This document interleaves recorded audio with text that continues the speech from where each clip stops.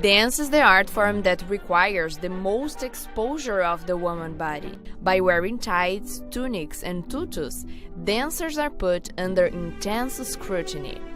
The majority of professional dancers are not satisfied with their figure.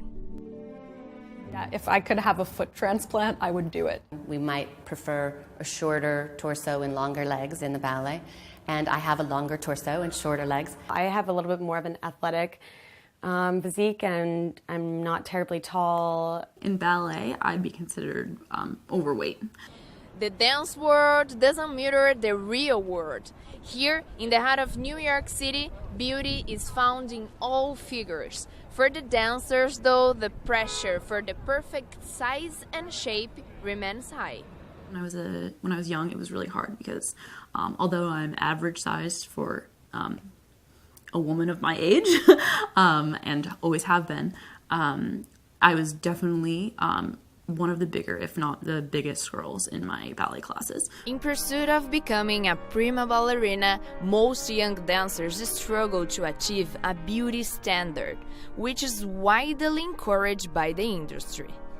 Line, precision of execution, and harmony of appearance made size and shape an ingrained obsession. I think the stereotypical body in dance, particularly for ballet, is a very, very small woman, very slim, long limbs, long neck, small head, and kind of very pointed feet. I always felt a lot of pressure with regard to kind of the sort of the shape of my legs and feet and the flexibility in my body, because it's not natural for me. So I felt like I had to work really hard to get a certain look in my body, and no matter how hard I worked, there was only so much I was going to be able to change it, because it's like you can't really change the shape of your feet. This might be a little personal, but having like big boobs was kind of hard, especially when I was a teenager, because in ballet it was just, you're jumping all the time and you're already feeling awkward, you're going through puberty, and then you have breasts and your dance teacher doesn't like that you have them. Anytime you are the thing you're selling, right? Somebody's not going to be buying that thing. In order to chase the perfect dancer's physical appearance, teenagers fight against their bodies. According to the American Academy of Pediatrics, eating disorders affect up to 24 million people in America, and adolescents, athletes, and dancers are at higher risk. Similar to the experience that I had at Boston Ballet, and I hate to throw them under the bus because this is the case with many of the top-tier ballet companies. But one of the dancers that they had really pressured to lose weight ended up passing away because she really starved herself to the point where, her body just couldn't keep up with the demands of the rehearsals and the classes and everything. But not always is the thinner the better concept accepted. New York City ballet dancer Jennifer Ringer, for example, knowingly struggled with both anorexia and compulsive eating earlier in life. In 2010, cast as the Sugar Plum Fairy for the production The Nutcracker, the New York Times ballet critic said that Ringer looked overweight. The comment sparked online fury against the critic by ballet enthusiasts.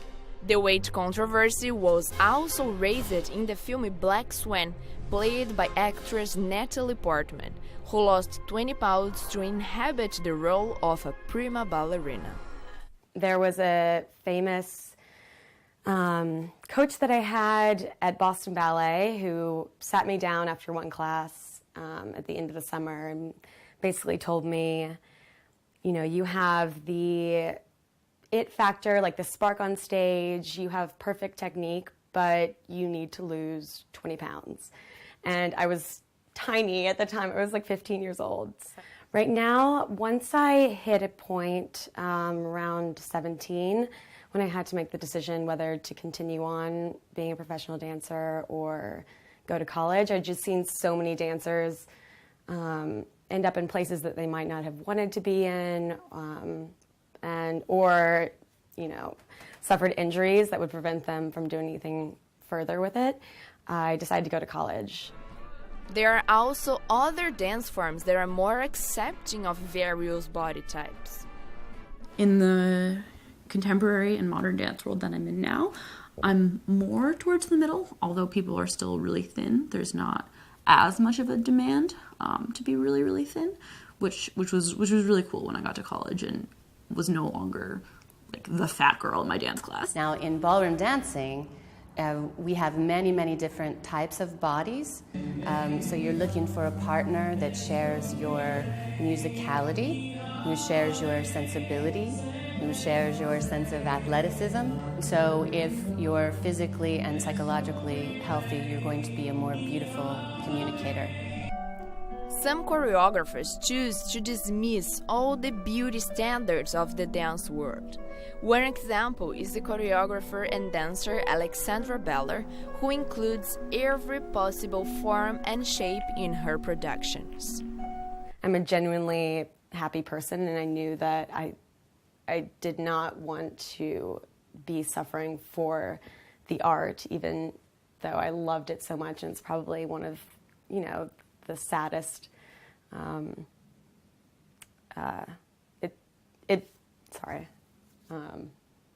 lost my train of thought. It was one of the things that made me the most happy in my entire life. So, The whole point of the art form is that you perform and people watch you. So it's hard not to look in the mirror or to think about people watching you. I would say to young people who want to dance, keep looking until you find the form of dance that can free your expression. Do dancers need to look a certain way? As we have seen, beauty and self-expression exist in many shapes. Vanessa Lorenzini reporting for NYFA News.